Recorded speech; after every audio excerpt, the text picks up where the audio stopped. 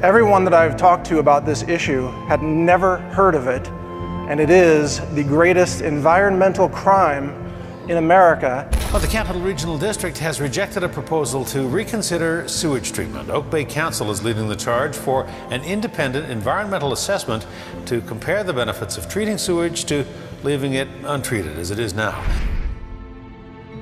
This is where biosolids are being produced. Everywhere across America, everywhere that a toilet flushes, everywhere that sewage lines converge in a city, they have a biosolids problem and they have to get rid of it. Raw sewage, finding a way to make it a little more useful for local farms by creating fertilizer. But the question is this change safe and sanitary? When Tom Estabrook is gardening, he's not thinking about what's in the soil. I don't worry about that whatsoever. Remember, everything you flush down the toilet goes into these biosolids. If you wouldn't put it in your own garden, don't flush it down the toilet. Many of you may or may not know, but EPA regulates under our environmental statutes like the Clean Water Act, like the Clean Air Act. But there's no Clean Soil Act, which means that the government has said we can mass pollute the soil and call it legal and call it green and call it recycling. So we now have government legalized pollution, and it's been legalized by the EPA, which I would say, in my opinion, is a highly corrupt organization that needs to be radically reformed to actually protect the environment like they used to do back in the 1970s. The EPA and we as a country have inadvertently created really a devastating vector for bioterrorism of ourselves. Biosludge always contains one chemical, we found. There's one chemical that's a marker for it. It's Benadryl, the over-the-counter drug.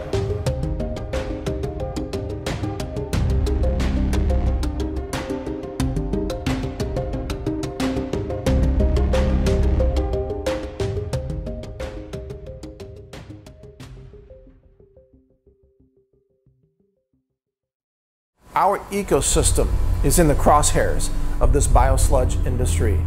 They're making money while poisoning the planet with toxins that persist in the environment. This issue is so much larger than at first it would appear. It's not just about toxicant exposure, it's actually about the very root of our species definition being completely undermined. Anyone can walk up to a sewage treatment plant, access a sewer line, and put tons of material in it that would never be detected. At a time when we've got the World Health Organization and the CDC very concerned about the rise of antibiotic-resistant superbugs, here we are, city by city, spreading infectious material, viral material, antibiotics in the biosludge with pharmaceuticals and hormone disruptors and immune suppressors. And then we wonder, well, why are people getting sick? Sewage sludge contains over 80,000 chemicals, and that's because the EPA made a rule that requires all industry to dump their industrial chemicals in sewage. And every year there's 1,000 new synthetic chemicals. And of course EPA keeps telling us it's nutrient rich. But what they are doing out of ignorance and greed is basically a form of domestic terrorism when unknowingly or unwillingly they spread the myriad of pathogens and toxins that cannot be eliminated from the natural environment. They are immune to prosecution, but let any scientist try faking data for his own personal gain, they don't last any time. They will be fired and put in prison. But fake data for the government in its interest, in the industry's interest, and you will be promoted and protected at the highest levels. So this is a problem that multiplies itself in our living environment. All it takes is one person in one city to create a tremendous infectious disease event that can be extremely costly. Any toxic chemical that a bioterrorist could want to use can be added to a sewer, go through the plant, be spread out in the surrounding city and countryside, courtesy of the municipal government. Nobody will know it until people start dropping dead.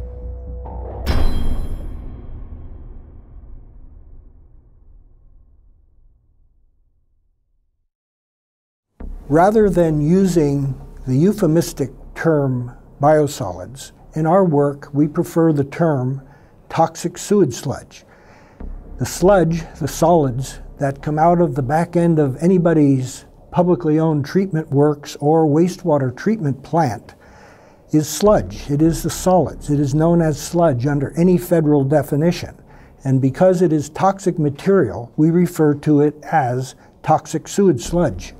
Sewage sludge contains every single chemical that you can imagine, because every industry, every entity that's connected to a sewer can discharge their hazardous and acute hazardous waste, and treatment plants are not designed to remove these. So it is not a wild statement to say that the sewage sludge is likely the most pollutant waste mixture of the 21st century.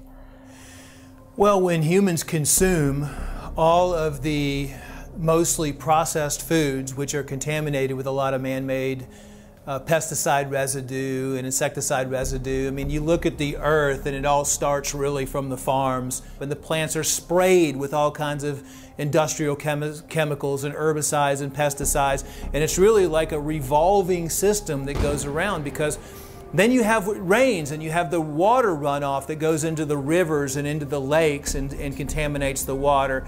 So this whole system just circulates around, and then it goes to the human.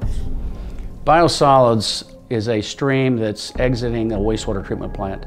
And probably the best way to describe it is a wastewater treatment plant takes inputs from the sewer system. And it's split into two separate streams. You have a liquid stream and you have a solid stream. The solid stream is known as wastewater effluent, or wastewater. You know, these companies try to recirculate this, and they try to recycle all this chemical sludge instead of figuring out ways to ecologically eliminate that and take that out of the ecosystem or out of the cycle for good.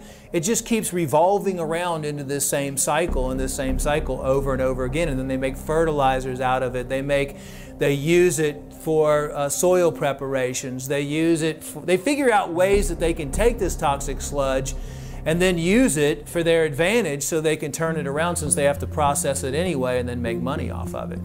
Yeah, so people eat all this food and live this, toxic lifestyle, and then they go to the bathroom when they can, because most people are constipated anyway, and then they just flush the toilet and they think everything's gone. So it's like a flush and forget type of scenario. And they don't realize that it's right back on their dinner plate 3 weeks later.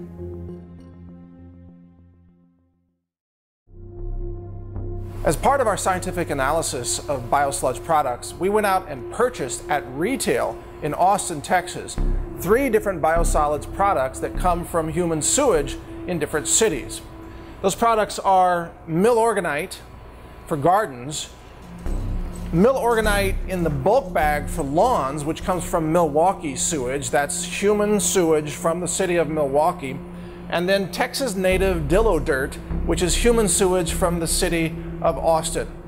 These 3 products all make extraordinary claims about being eco-friendly and safe to use on fruits and vegetables, and even safe to use around children and pets.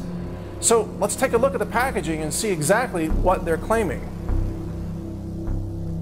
So we want to be green, we want to protect the environment, so we're suckers for this kind of product, this Dillo dirt product, which has a cute little mascot with a little wheelbarrow. It doesn't say human feces on it. But at least on the back, in Austin, Texas, on the back of the bag, it says it recommends that you don't use this on crops for food production in humans. But animals, yeah, that's okay. Austin, Texas is by no means the worst. This is Milorganite. You notice the little eco-friendly label on the right? Look, it's eco-friendly. This is a bag of human feces, people, and it's eco-friendly. It's full of heavy metals and recreational drugs, hormone replacement therapy drugs, birth control pill drugs. I mean, This eco-friendly? This is an insult. On the back, it's got a warning. It says, hey, guess what? It's got chemicals known to cause cancer and birth defects. A big takeaway from this is that we have to have our radar going full time. We have to be on our game. Anybody makes any claim to you that something's eco-friendly or all natural or even organic in this case, all those things are in essence false for this product, and yet these claims are very, very widespread. So I began to look at it. I found a book called Science for Sale by Dr. David Lewis, and I highly recommend this book. And Dr. Lewis saw his career destroyed by the EPA. We're going to protect the family farm, and we are going to end the EPA intrusion into your lives. A lot of people would blame President Trump for our problems today with the EPA. EPA was created by, I believe, Nixon during his administration. And like any government bureaucracy, over time it has been corrupted and more corrupted. And now you see it controlled by parts of it by industry. The sewage industry is one. They're controlling the biosolids through lobbying, through money. It will be hard to take that down. Increasingly, from what I've observed, the EPA is almost more like a cheerleader for the industries that really are, at this point, causing vast contamination of the biosphere. When recently Monsanto was allowed to petition the EPA to increase the exposure limits for Roundup, it was clear at that time that this was really a horrific decision due to the fact that we know now Roundup can actually act as a carcinogenic endocrine disruptor in the parts per trillion range. The EPA is not what it used to be. I believe it was at least created for all the right reasons. At least I'd like to believe that. The reason for bringing EPA to life was to really protect the environment. But what EPA is doing right now, it's far from the environment and far from protection. I think people like David Lewis, who was at some point EPA senior staff scientist and who now are outspoken independent scientific voices out there, can again have a say in how EPA functions. I worked at EPA for 32 years. Beginning in 1970 when EPA was created, EPA was a good agency, had good intentions, good scientists. That changed in 1993. There was a mass exodus of EPA scientists at that time. So the scientists that remain at EPA today is a different culture than when EPA was created. I am speaking out because science was everything to me, and science is all about the truth. My life was dedicated to it. Once science at EPA was no longer about the truth, but it was about supporting certain industry practices and certain government policies, I wanted no part of it. But rather than walking out the door like many of EPA's scientists did when that happened, I decided to stay in. I filed a series of whistleblower lawsuits to get discovery documents.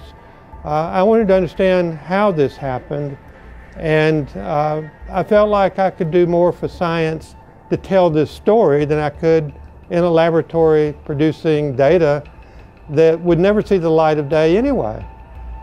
In the federal government, when data are fabricated, they can get away with anything in the way of fraud, covering up adverse health effects, faking data. The individual at EPA who came up with EPA sludge policies, Henry Longus, in the mid-1970s, and was still protecting biosolids with fake data when I left EPA in 2003. He received multiple presidential awards in the Rose Garden by President Bush, even though it was known all of the fraudulent activities he was involved with. They are immune to prosecution. But let any scientist try faking data for his own personal gain, they don't last any time. They will be fired and put in prison. But fake data for the government in its interest, in the industry's interest, and you will be promoted and protected at the highest levels. One of the very confusing aspects of this whole business of land-disposed toxic sewage sludge is based on the question, how can this be legal? If it is known to be so toxic, it is known to be the inciting agent of so many chronic and acute diseases, infectious diseases, cancer, neurological disorders, well, it has to do with the U.S. Environmental Protection Agency. Years ago, they conferred the decisions on regulation and use of sewage sludge to the states. And the state departments of ecology or the state departments of environmental quality then had the right and the freedom to relax the regulations and adopt some EPA standards for concentrations of toxic or to apply their own regulations. State agencies tend to be cooperative, so the State Department of Ecology in Washington State, as one example, collaborates very nicely with the State Department of Agriculture. And state departments of agriculture like to help farmers, and one way they help them is to figure strategy for reducing costs of farming, including the costs of fertilizers. Counties, on the other hand, and municipalities have an enormous burden of what to do with all the sewage sludge. Nearly every municipality has a wastewater treatment plant. All of the sewage sludge is toxic.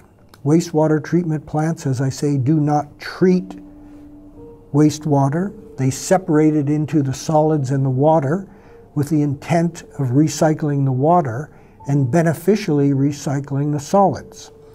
The problem is that the standards and the testing of the solids, what we refer to as toxic sewage sludge, are so low and so minimal that all of these flame retardants, pesticides, industrial chemicals, infectious agents from medical facilities and just from the general public, as well as from agricultural operations, all end up right back into our food supply and the environment. Rightly or wrongly, politicians are more concerned about their retirement and getting reelected. So it's, don't come in here and make waves. We have everything under control, and I have to worry about my retirement. You hear that so often with municipal workers. You know, I'm not interested in you making any waves. I'm not interested in saving a buck because it's not my money, it's somebody else's money. And I don't want to have to, you know, run the risk of maybe it not working, and then I look bad, and somehow I end up sacrificing my career. All those are absolute inputs into why decisions are made on a municipal and a government level. And the municipality has farmed it out under contract to corporations that have very good legal staffs and will fight it tooth and nail. And they have no incentive in truly trying to uncover what not only the hazards, but what the probability of exposure would be. They have no incentive in going out because it's going to upset their business model. Industries want to protect their bottom line. They will do anything as long as it's not illegal, totally illegal. They'll find the loopholes in the law, and they will, you know. So the reason why EPA is still pushing this is because the same people who wrote those rules, we call them the 503 rules, that are the sludge rules, these same people are still in power. They are still in charge, and they will not admit, no matter how many dead bodies, no matter how many dead cows, no matter how many people got sick, they will never admit that they made a mistake, or they will never even admit that they based their data on information that is no longer, is antiquated, outdated, and maybe now we have new damaging data, and maybe now it's time to really overhaul the rules completely, that they will not admit it. In this lab, we've got the instruments to detect unknown chemicals. And let me explain this. Behind me, you see a mass spec instrument. The big one's called a mass spec time of flight instrument. It's got a flight tube, an actual vertical tube in a vacuum. And molecules are projected and focused into an ion beam in that tube, and then the time of their flight, so to speak, or the time it takes for them to travel through that tube is measured to determine their mass to charge ratio. All right, we've done the mass spec analysis and we have the results here. What did we find? Well, I'd like to draw your attention to the screen right now. This is what's called the TIC result. This is the total ion chromatogram, or TIC for short. And here it is for the Dillo dirt from Austin, Texas. And here it is from Milorganite in Milwaukee. So right away we can see that these look different, and each peak is a different chemical. This is Milorganite. Every color is a different potential chemical that was found in the analysis. In fact, every peak is a different potential chemical, and if we zoom in on this, we can actually see that there are thousands of different chemicals. The numbers you see are the area response as well as the retention time. The x-axis is time, the y-axis is counts for that specific chemical mass. And if you look at our list over here, we see that we have 3,504 potential chemicals in the Milorganite sample. Right here is warfarin, blood thinner that can be deadly. One of the side effects is death. And that's just one chemical out of thousands. Here's atrazine, right here, atrazine-D5. Atrazine is a toxic herbicide that causes chemical castration and gender bender changes in both humans and amphibians. And here it is. We're seeing it identified as a likely candidate in this biosludge sample. You are being exposed to thousands of different chemicals, and yet they call it organic and they call it eco-friendly. That's Milorganite. Even the name is misleading. So let's take a look at Dillo dirt from Austin, Texas, and let's see how many chemicals we can find as potential candidates in that product. Is 1,969 candidate chemicals. So it's about half of the number of chemicals that were found in the Milorganite product, roughly about 4,000. This is roughly about 2,000. And yet, many of them are the same. We have pesticides, herbicides, atrazine, fungicides, pharmaceuticals. We have recreational drugs and industrial chemicals, as well as chemical solvents, plasticizers, hormone disruptors. All of these things are found in Dillo dirt. And this is in 1 microliter. 1 microliter, 1/1,000,000th of a liter of Dillo dirt. And this is being done again by cities. And Austin says it's a progressive city. Austin claims to be all about halting climate change and eco-friendly technologies and clean solar energy.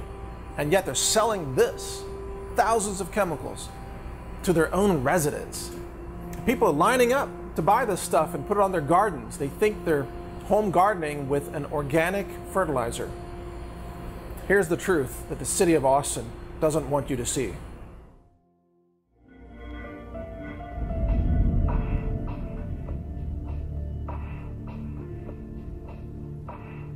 I think one of the biggest issues with biosludge is that when we really look at our definitions of species today, we are primarily microbial as far as the genetic contribution alone. So microbes, fungi, bacteria, and those microbes come largely from the food we consume and ultimately the soil that it's grown in.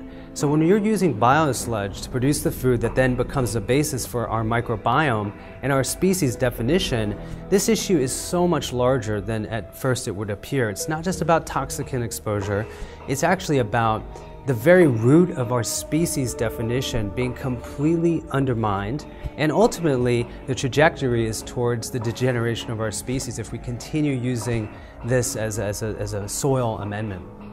When I first started researching sewage sludge or biosolids, I went after the pathogen question. And there are probably, a couple of dozen pathogens, in sewage sludge. I found that the chemicals in sewage sludge is something that the sewage community does not want to talk about. In fact, they refer to it as contaminants. When I researched that, I came across an EPA document called the Targeted National Survey of Sewage Sludge, and the last one released was in 2009, and it listed hundreds of chemicals in sewage sludge. Further research showed that sewage sludge contains over 80,000 chemicals, and that's because the EPA made a rule that requires all industry to dump their industrial chemicals in sewage, into the sewer system. So what the farmer's getting that doesn't even have a clue about are all these chemicals, and nobody can answer the question what degree of hazard, what concentrations of chemicals are in biosolids. About 90,000 chemicals in commerce today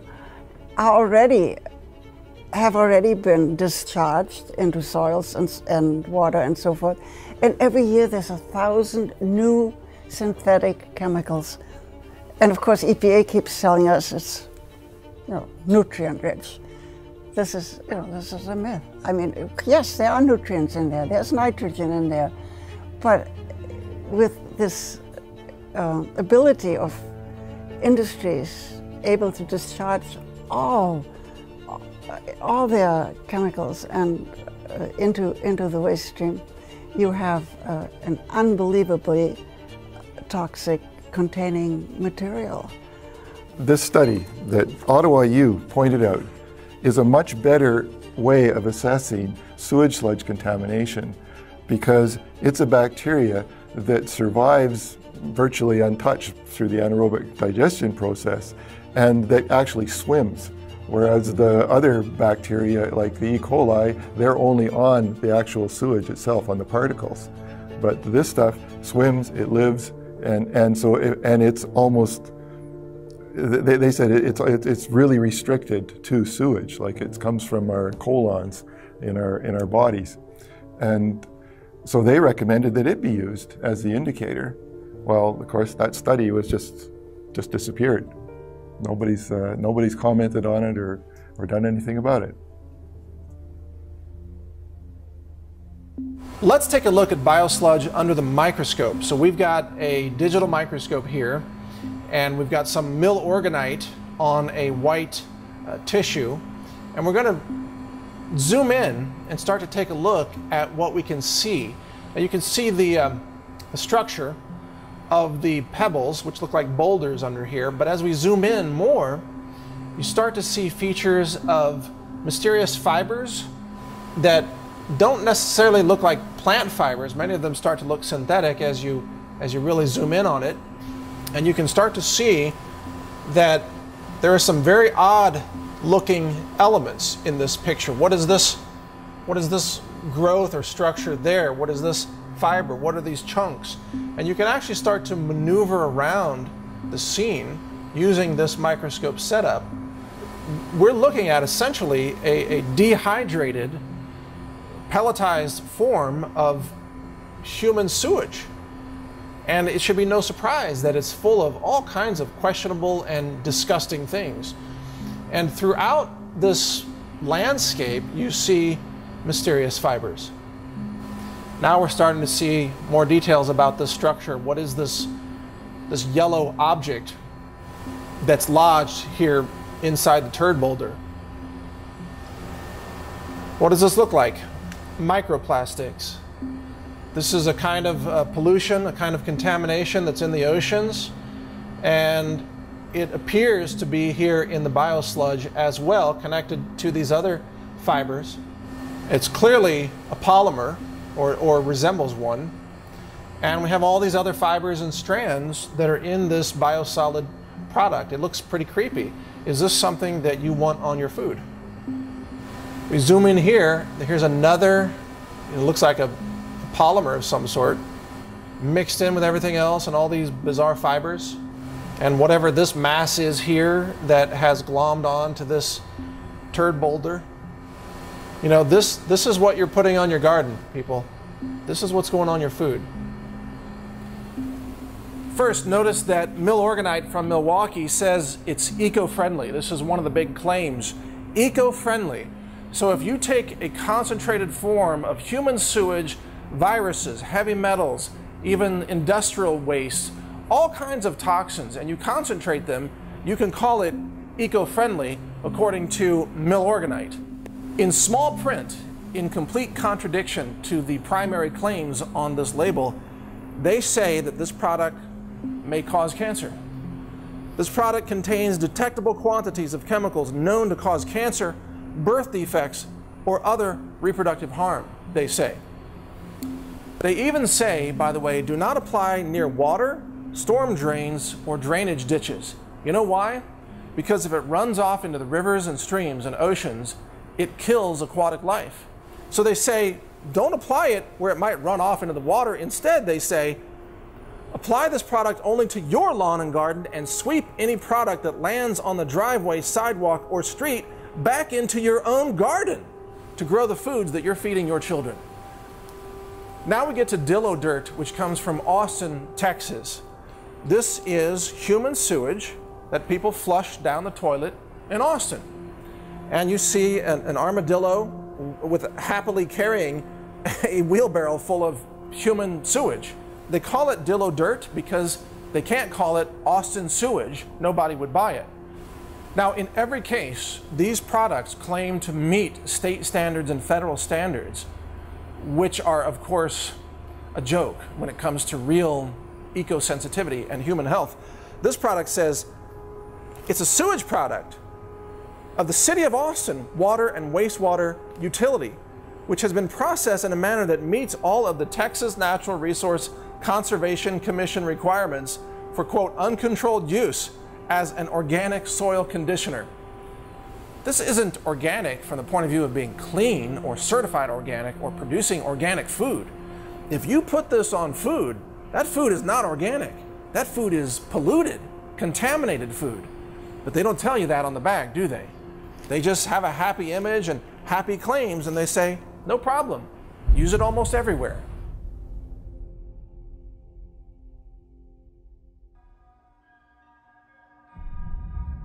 The E. coli, there's 157 different serotypes of E. coli in somebody's gut. So there is the potential, for example, the serotype of E. coli I have in my gut, probably my family has the same serotype. There's only one chance in 157 that the E. coli in your gut is the same in mine. So you could actually, your E. coli would make me very sick. So, but there's 156 chances out of 157 that I'm going to get sick if I get contaminated with your E. coli. All 157 varieties are in biosolids. And that's the problem. In the bioterrorism paper that I wrote, that is a serious concern, because now someone can go and take that, and it's not DNA traceable. It's as simple as going out to the field that you throw biosolids out, putting it in an 8-ounce jar, adding a little fluid, a little water to it, putting it in a spray bottle, going across the U.S. and spray it on salad bars as you go from town to town. 4.5 million people could be infected within 2 weeks. That's the reality. People can argue that, but they won't survive the argument. The subject of bioterrorism has been brought up, and if you consider Dallas, Texas, when it was tasked with Ebola, and the way Ebola works is it causes dehydration in the victim and in the form of diarrhea and also vomiting.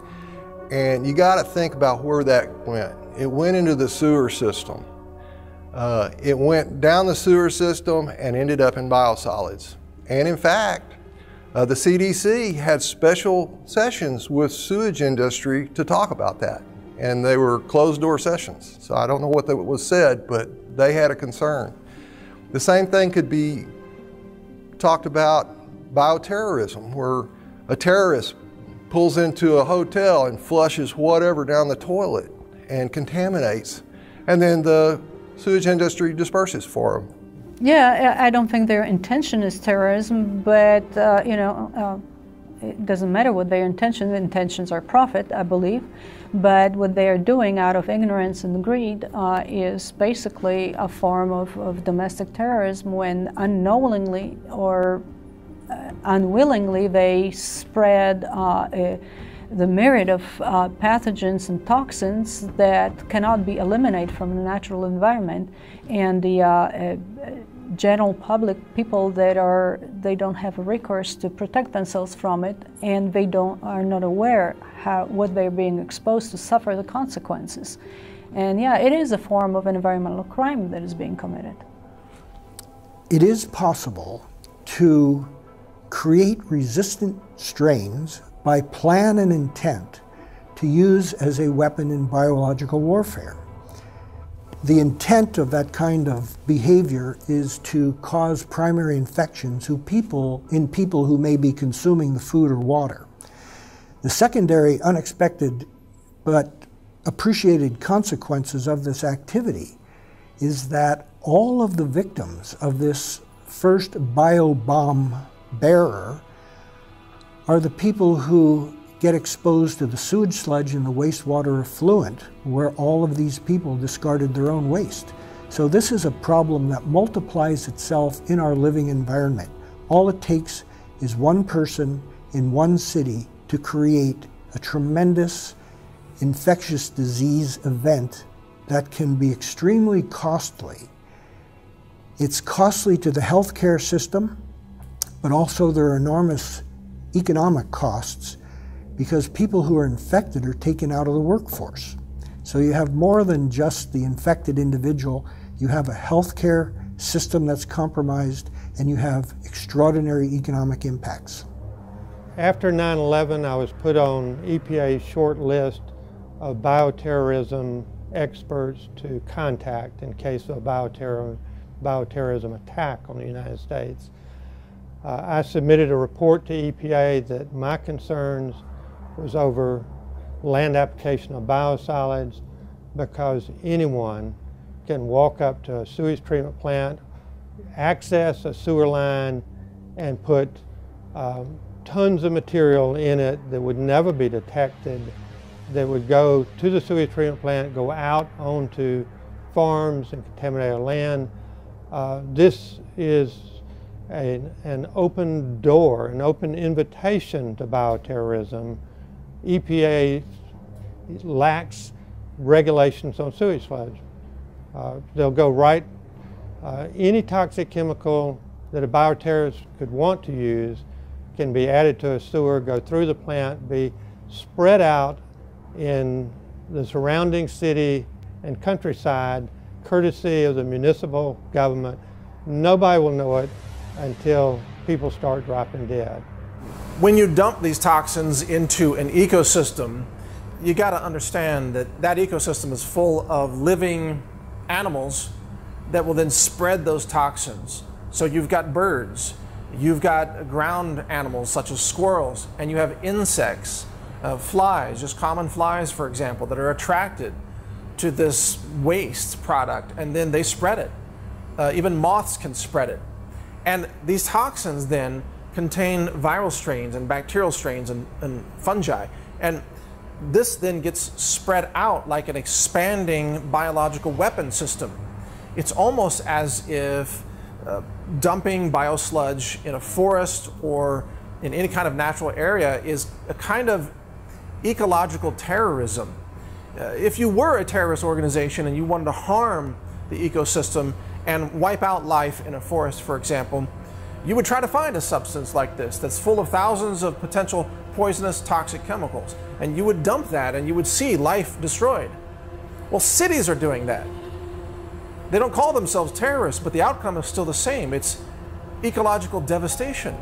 This is the extermination of life and the disruption of natural food webs and ecosystem interdependencies. And this is being done in the name of eco-friendly, sustainable, organic fertilizer. That's what's most astonishing about this. Here we have the absolute destruction of ecology, the destruction of life, the mass poisoning of our world in the name of being green. In this modern era, we would expect environmental firms and environmental organizations and environmentally sensitive agencies at all levels of government would be more concerned about human health and environmental health. For some reason, the need for human and environmental health have not caught up with our production of toxic waste. Residents of cities, of intense urban environments, seldom have an awareness of what happens to any of their toxic materials once they flush, once something goes down a drain. Where does it go? What happens to it? What is the fate of those materials? It's not that they are insensitive to environmental issues. It's not that they don't care about human health, but there is a fog over us as a nation that we assume that governments take care of us and that all of this toxic waste disappears out of sight, not to cause further problems. New York City is known as one of the most environmentally sensitive cities in North America, as dense as the population may be. But when you make an inquiry of people in New York about where the sewage goes, they don't know.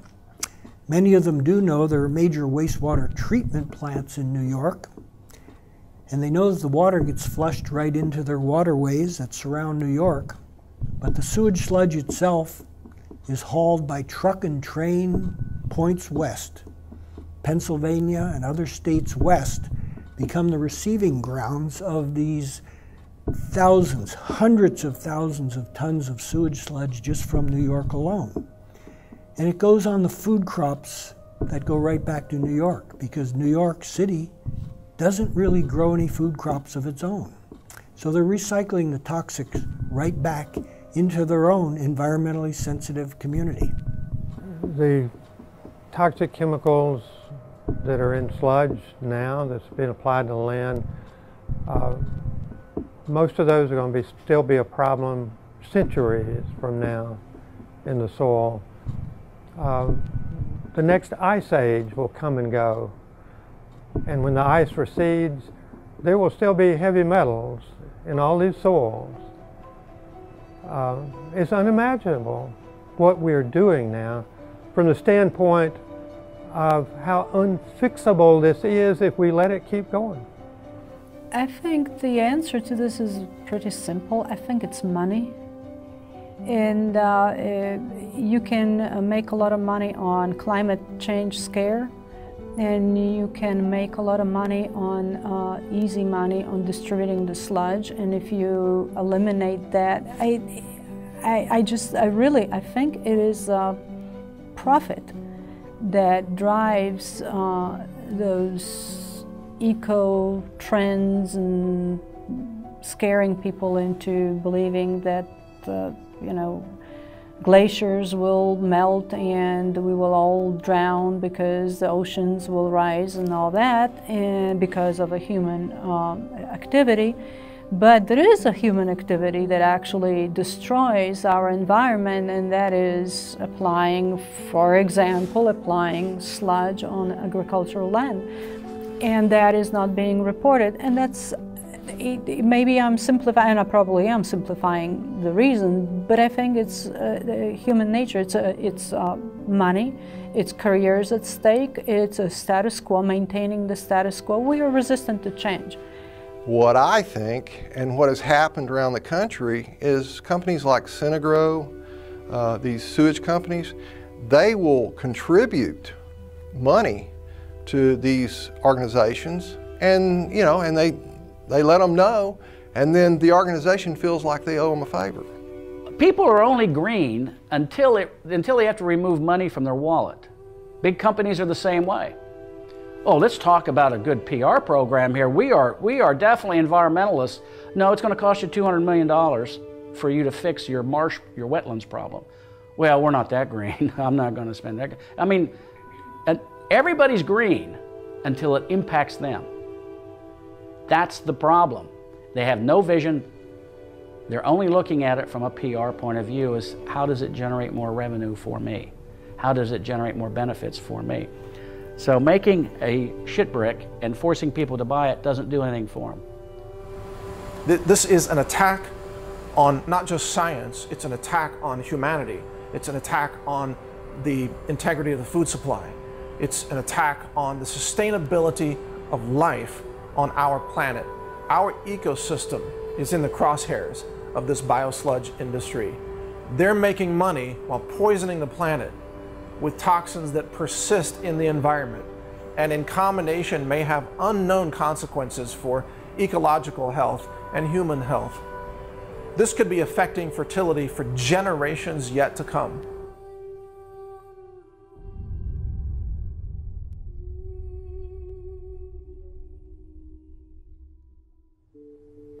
We are creating a perfect shitstorm, literally speaking, by doing what we're doing with our sludge. That it's basically a perfect recipe for long-term horrible consequences for natural environment and for humans. And it is, whether unintentional or intentional, it is a perfect recipe for long-term dire environmental and health consequences. An approach like Switzerland, I believe, is one of, they don't do any sludge application in farmland because people don't like it. And actually, Swiss government listens to their people, and they used to do that, and people spoke their mind, and they don't anymore. They incinerate it. But other countries, such as in Scandinavia and Europe, Germany and Switzerland in particular, in many areas have totally forbidden and abolished the land disposal of sewage sludge. So by default, they have to move to the thermal conversion or thermal decomposition alternatives. So German engineering and ingenuity have come to the fore in the production of new thermal conversion systems for converting sewage sludge into useful products for industry. But by incinerating it, you see, you've destroyed the toxic organic molecules. You've destroyed the pesticides and the herbicides. You've destroyed the hormone disruptors and the pharmaceutical hormone drugs, HRT drugs and so on. It's the incineration that is the critical process here. Now, you haven't eliminated all the heavy metals, but you've eliminated the organic molecules, which really is the greatest threat to this, and you've killed viruses and bacteria and fungi. Incineration is such a simple solution. You might wonder, why aren't cities doing it? Well, because it costs them money. It takes energy to incinerate biosludge. And so instead of spending the money and responsibly eliminating the dangers of their sewage product, they instead package it and claim it's organic and claim it's eco-friendly and then sell it to people where it goes on to poison the environment. Well, temporarily, you can put it in, they all have waste disposal sites for their garbage, and they're all engineered and lined and everything else. And the sewage sludge can be mixed with the garbage and put in there.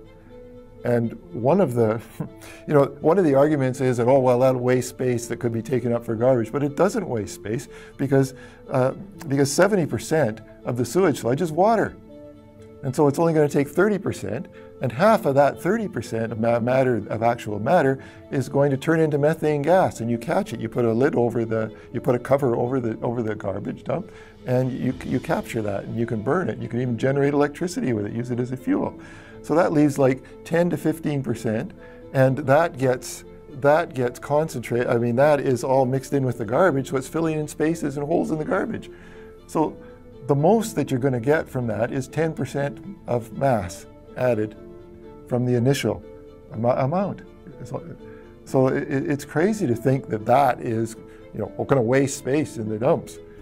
It's not. It takes up very little space. It's a very practical way. But you only have to do that on a temporary basis until you can get the gasification plants and the pyrolysis plants built. It's unfortunate about our youth that they're growing up in this contaminated world, okay?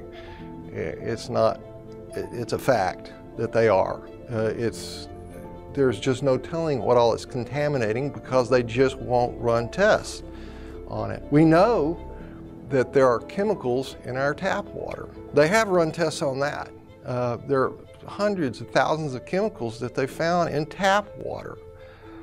So what are the chemicals that they're not testing for? Are they in tap water as well? And where do these chemicals come from? Did it come from Joe Smith dumping his prescription in the lake? I don't think so. It's coming from sewage, from farms, from the sewage plant.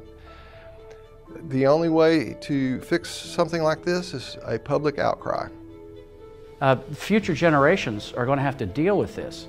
We're leaving nothing but polluted rivers for them to fix. And until somebody, and unfortunately it's going to take the younger generation, is going to have to step up and say, what are you doing to me? What are you doing to my offspring?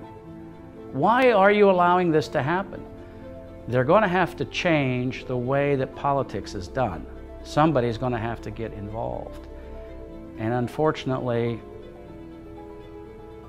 older people like me, we just want to step out. But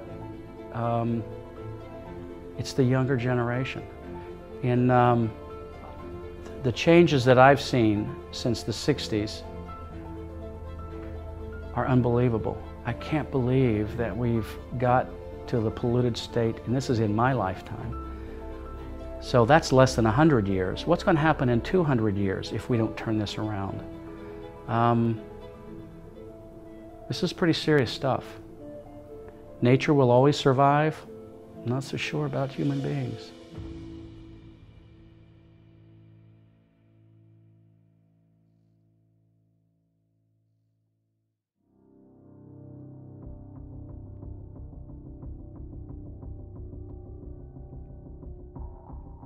This is Mike Adams, the creator of the Biosludged film, founder of CWC Labs, publisher of naturalnews.com, and creator of the YouTube alternative video community known as Brighteon.com.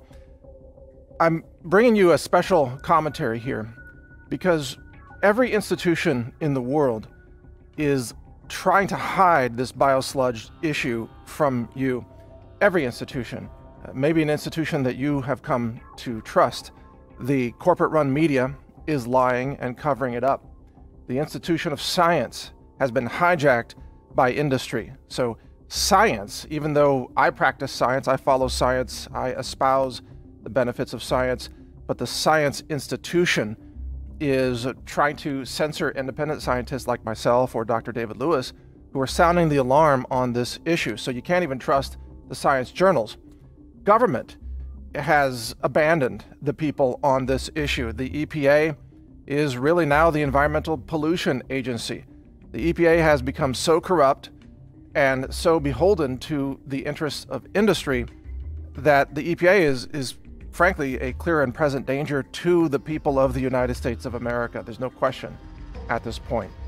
So government won't solve this, media won't solve this, the universities are not teaching the truth about this. They're fixated on carbon dioxide, which they claim is the #1 pollutant of concern. You know, they say it's global warming and climate change. So it's sleight of hand. They want you to look at carbon dioxide, even though CO2 is the #1 life-giving molecule for plants on our planet. CO2 is the regreening molecule. CO2 regrows forests. CO2 increases the efficiency of food crop production. CO2 is Mother Nature's molecule of life. And yet, perhaps even you have been so indoctrinated by the daily dose of misinformation from universities and the science establishment and the media establishment that you might even believe that CO2 is a pollutant and that biosludge isn't. They've flipped everything upside down. CO2 is good for plants and good for forests and good for food production. Biosludge is toxic to humanity and toxic to the ecosystem. And environmentalists, sadly, have abandoned, for the most part, the real threats to our environment. What are the real threats? Well, the mass pollution of the soils, biosludge. You've got genetic pollution from GMOs, and you've got glyphosate, an herbicide that now saturates the food supply with cancer-causing poison. Where are the environmentalists? They're focused on climate change and CO2. They're not focused on the real issues that are polluting and contaminating our world right now, causing infertility and cancer. And even now we have this polio-like illness, this mystery disease that's affecting children all across America. There's a massive CDC cover-up. They don't want to talk about what's causing that. And the experts haven't figured it out yet. It's probably related to chemical exposure through biosludge, pesticides, toxic medicines. The institutions in power don't want to tell you the truth about what's actually poisoning humanity. They want you to give them more power through elections, for example, and yet both political parties are abandoning humanity when it comes to this issue of biosludge, biotoxins. Think about it. Where are the Democrats on this issue? Nowhere to be found. Where are the Republicans? Busy with other stuff. There is no political process by which this can be solved because industry has so corrupted government that government has become the problem. Government cannot give you the solution to this mass chemical contamination and environmental destruction and human health destruction that's taking place because of biosludge. It's even worse than you might suppose. These institutions are run by people who are all part of really a worldwide effort to try to depopulate the planet. It's openly talked about now in many circles. They believe, these scientists and these high-level globalist bureaucrats, they believe that there are too many humans living on the planet. And they literally want to eliminate 6 billion people, maybe more, depending on who you're talking to. And because they think that the sustainability of the Earth can only be achieved through drastic reductions of population. And there are documentaries out there that are worth watching on this, the population bomb, population explosion. You can go back to the work of course, Ehrlich back in the 1970s, who warned about this. But ask yourself, you are part of that population that's living today. How do you suppose the powers that be might eliminate 6 billion people from the planet? To accomplish that, they either have to achieve mass infertility or mass death. Those are the only two options.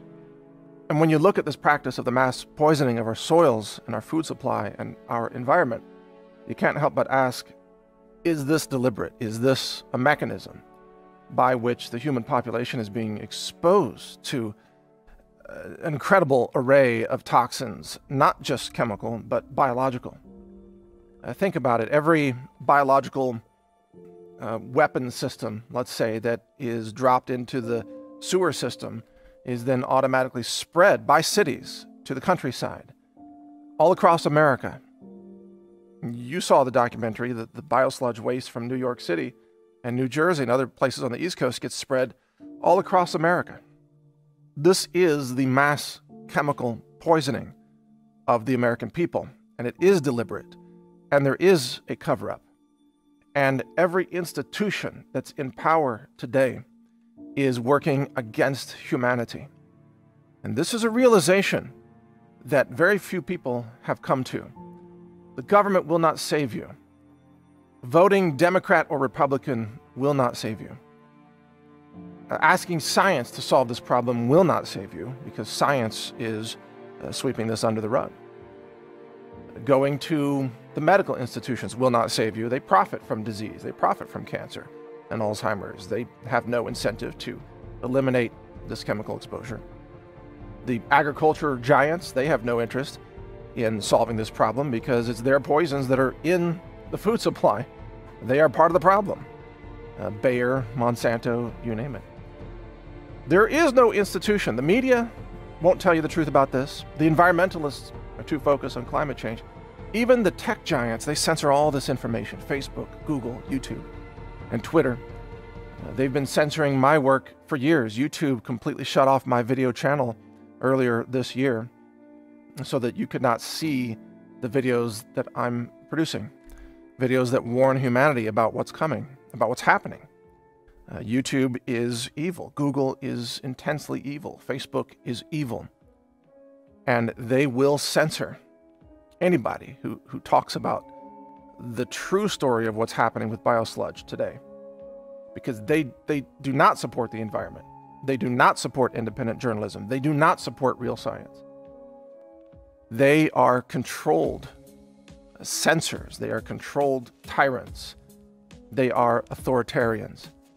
And anyone who dares to question the status quo, even if that status quo is engaged in the mass murder of humanity, they will be silenced, censored, shut down, shut off the internet, and viciously attacked on top of that, smeared, slandered, you name it. I've had all that happen to me, which is why I've put out this film for free. It's why I'm encouraging you to post this film to your own YouTube channel. Just give us credit, link back to brighteonfilms.com, but post it everywhere. Post snippets from the film. And we're going to do more. In the name of humanity, we're doing more. And we've got films coming up, all science-based films that will absolutely blow your mind. The next one is actually a short film that it'll rock your world. And it'll be censored. But if you go directly to brighteonfilms.com, you'll be able to see it. In fact, let me give you a few tips how you can stay in touch with my work. Number one, you can read naturalnews.com. We have announcements there. You can join the email list there for daily email newsletters. Cover all this and much more. You can go to brighteonfilms.com and sign up to the email list there, and we'll alert you every time we release a new film. You can also just go to brighteon.com and join that online video community. And right now it's mostly political videos, but soon we're breaking that into segments. You'll have health, environment, survival and prepper videos, plus then politics and news.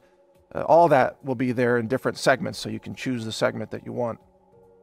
Most of all, you've got to wake up, and you've got to help wake up others. You know, there's such division in America today on politics, but it's all a scam. They've got us focused on hating each other for political reasons, or hating each other for race reasons, or some people hate white people now, and some people hate black people, some people hate Christians. This hatred and division, it prevents us all from working together as a human race to save ourselves from the massive death cult, really, that government and industry has become. This collusion between industry and government, it's a death cult. It's a murderous regime. And if we don't stop them, all of us together as human beings, if we don't stop them, they will destroy our world. They will destroy our ecosystems. They'll destroy the aquatic marine ecosystems. They'll destroy all the fish in the sea. They'll destroy the land, the air, and the water. They'll destroy the food supply, and this is part of their goal. They literally do not want you around. They do not want humans to continue to proliferate. This is their stated goal. So if you want to survive, if you want to have a future for humanity, somehow we the people must really overthrow this entire system of government and industry and corruption. And this is not against free market capitalism, it's against corrupt capitalism, corrupt free markets. Some of you may say, well, free markets are the problem. No, corruption is the problem. Because look at communist China, the worst environmental nation in the world, run by communists. They pollute everything. They're murdering their people with a severity that we can't even imagine in America today. Communism does not equal environmental stewardship, not by a long shot. But neither does a corrupt free market system. We need honest competition. We need a meritocracy, I believe. But we need to hold our governments and our corporations accountable.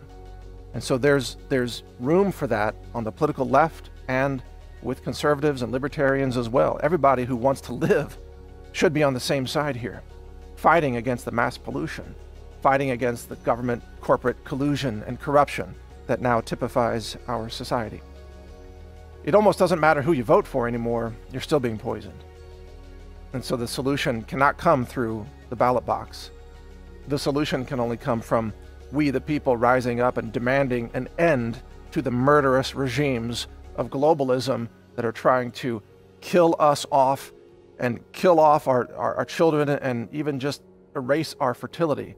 They want the human race to practically come to an end for whatever evil, nefarious reasons they have.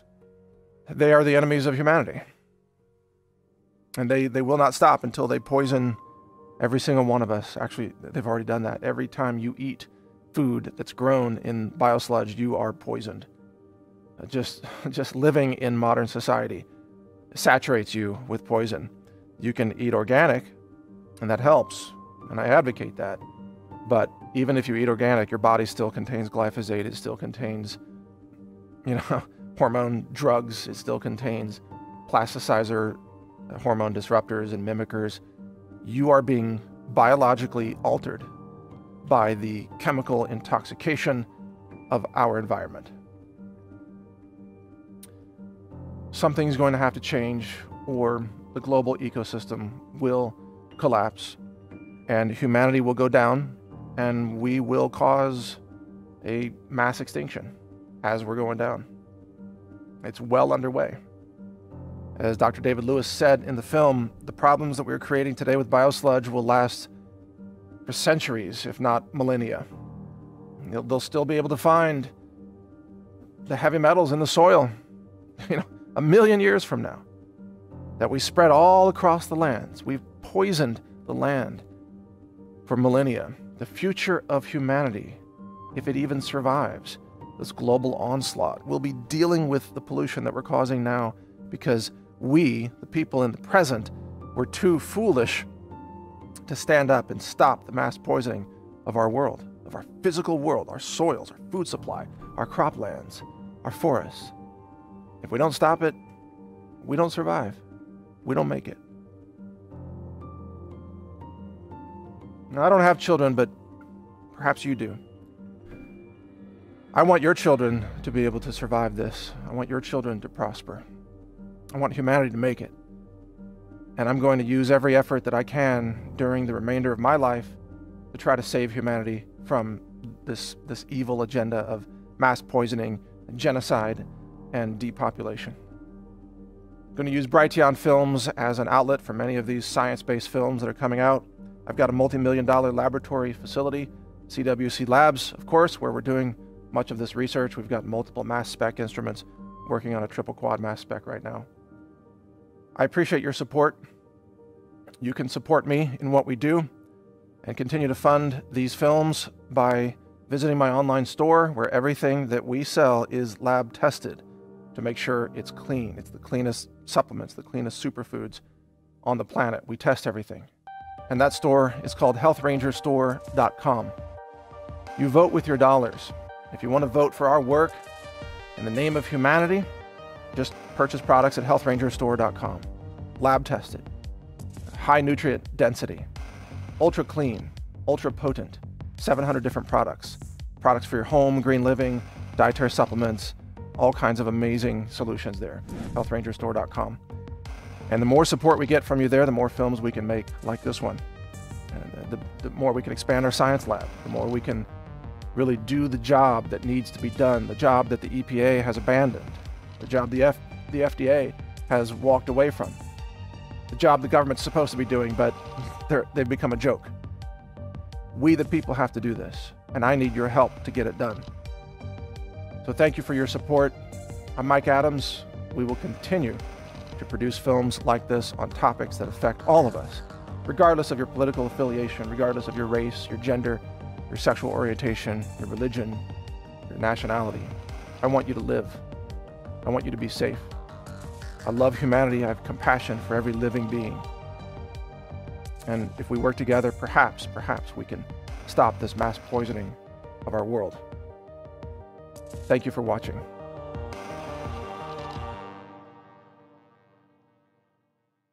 Explore more educational films at brighteonfilms.com.